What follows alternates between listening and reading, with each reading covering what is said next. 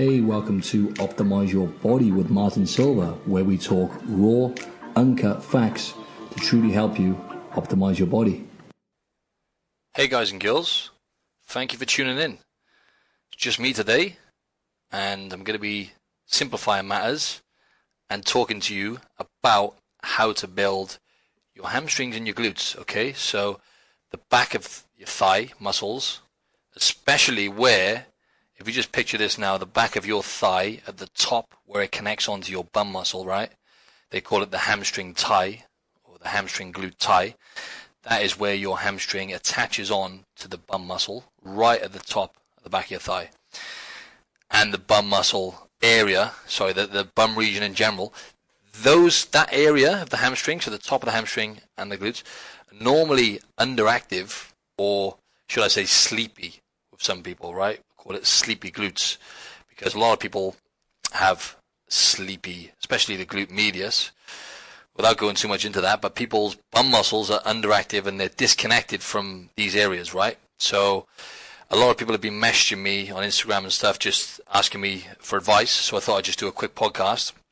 I've already got a really good episode which I'd recommend listening to, which is just specialized for anyone who's looking to build their booty. So anyone who's trying to build their glutes. Lots of knowledge bombs in that one. That is just specific to building a booty, right? Now a lot of women are looking for this, this kind of looking to work on this area now, right? The booty, and build a big glutes and, the beach body kind of look, so like small, even if you don't make your waist any smaller by following your nutrition and whatnot, just by building your glutes, ladies, it actually gives the illusion that you've got a smaller waist, right? So it's going to give you more of that beach body look either way when you start connecting and activating your glutes properly, your bum muscles, and the hamstring tie, as I say, where the hamstrings connect onto the glutes and the hip at the top there. So yeah, I've trained so many people in my time, and nowadays more than ever, I find people are disconnected from, the whole posterior chain, so the back side of the body, the back muscles, certain parts of the back muscles, like I said, the bum muscles, the hamstrings. People don't know how to connect properly to these areas and actually activate these muscles effectively to build them and build a proportionate physique. So a lot of people are kind of quad dominant. People I train, the muscles on the front of the thighs are dominant. So whenever they are doing, deadlift, squats, those kind of things, they are over stimulating those muscles, the quads, and not quite engaging properly with the hamstrings and the bum muscles. So they end up with a disproportionate physique, and they're always scratching their head as to why they haven't, got, their booty, the glutes, the hamstrings are just not growing at the rate other body parts are. And I'm about to help you with this now, right? So a lot of you listening might think, oh, okay, I already know what I'm doing. I'm already getting good results. My bum muscles, my hamstrings are in proportion. They're growing. They look good. But the bottom line is, I can pretty much guarantee most people listening to this are not getting the full maximum benefits from targeting these areas, and they're not getting the results they deserve, because you may not be doing one or two things which are really, really absolute game changers. The funny thing about lifting weights, especially when it comes to the fundamental lifts such as squats, deadlifts, those kind of things, little tweaks can make all the difference in terms of your gains. So most people get it wrong, okay? So when it comes to activating the muscles we're talking about here, hinging from the hips is very, very important, right? So when you're about to perform a deadlift, again, some of you listening might actually not even you might not do deadlifts and good mornings and those kind of exercises regular. Maybe you don't even lift weights, but I'm about to simplify it for you anyway. So most people don't hinge from they can't hinge from the hips with good form, right? So what I mean by that is just tilting from the hips.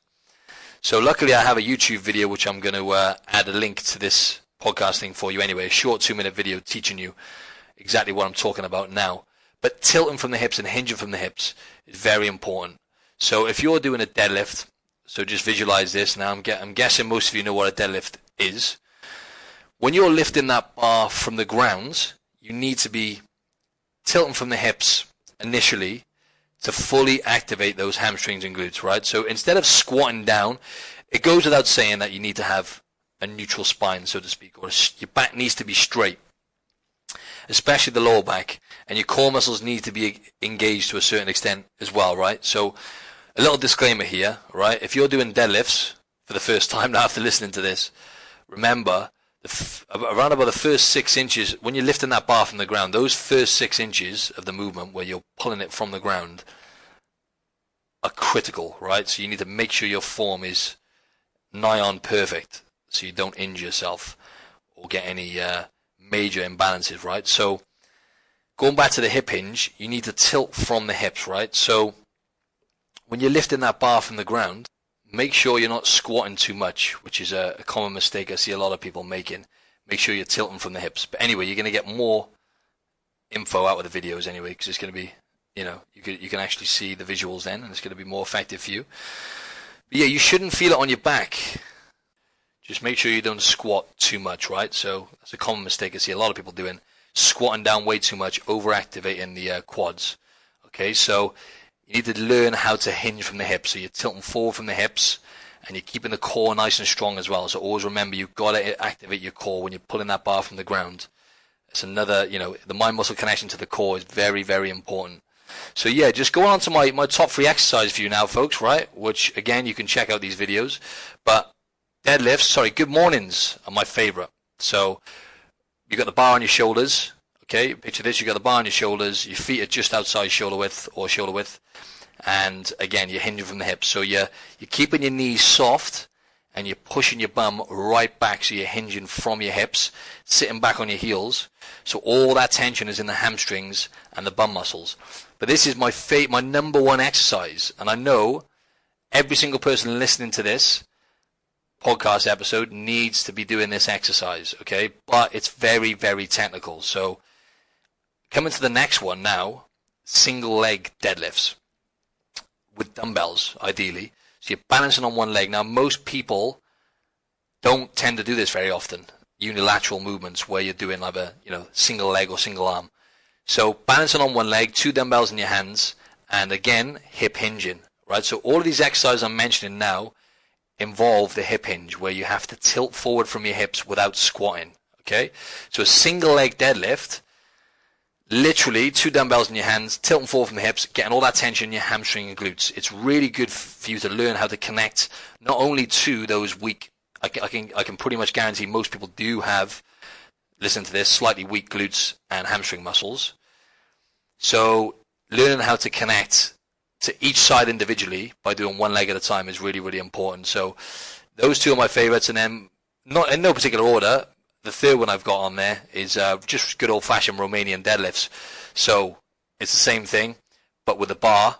Again, you're using both. Your feet are going to be about hip width, and you're hinging from the hips again. So it's always the same outcome here, right? The hip hinge with a decent amount of weight.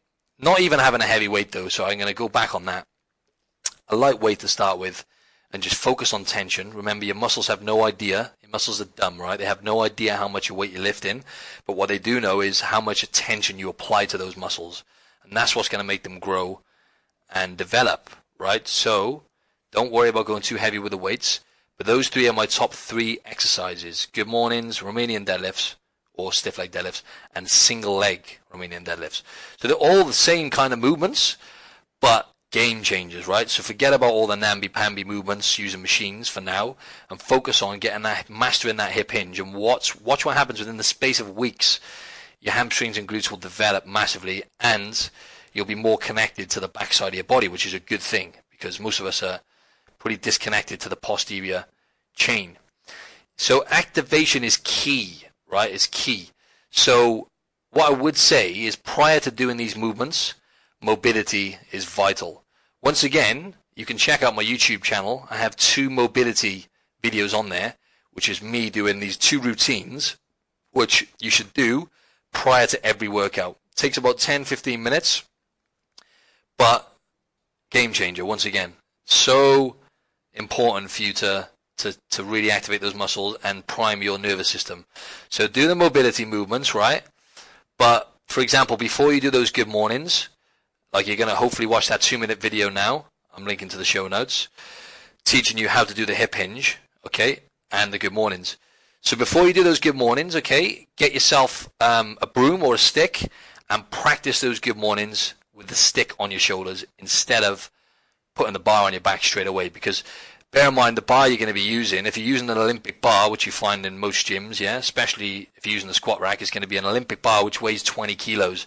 Now that for most people is going to be too much weight for you to get started, seriously. For you to do it properly and focus on that connection, it's going to be a little bit too much weight. So use the broom, get it on your shoulders, practice tilting from the hips. Okay, now remember, there's more to it than just tilting from the hips. You're tilting forward. I'm not going to go too much into that, right, and try teaching you because you're going to watch the videos, right? I'm getting carried away here. But yeah, if you do a minute to 2 minutes, right, with the broom on your back, okay, as one of your mobility drills for the hips, and just practice with that.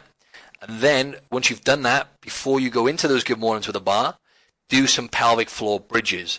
Once again, this is linked in my exercise library. If you type in floor bridge or pelvic floor bridge, you'll have a tutorial from me teaching you how to do that.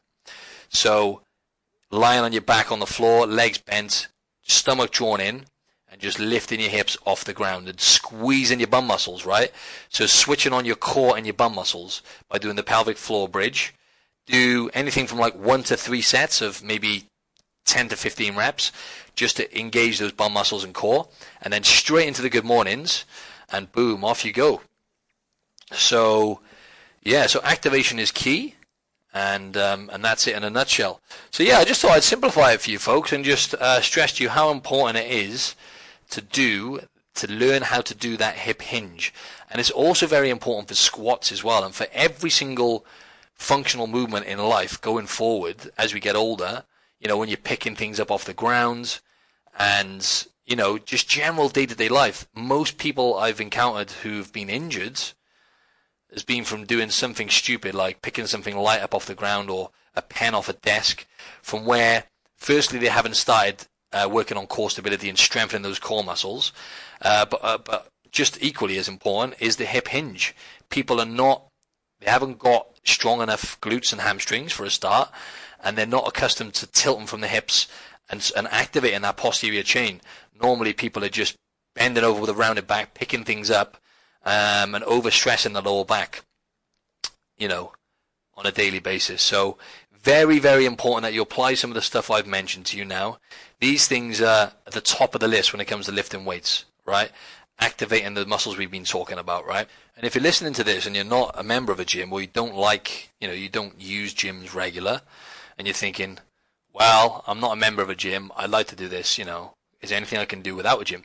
There is, but obviously you're going to need to get your bang for your buck and actually get good sustainable results. You need a gym.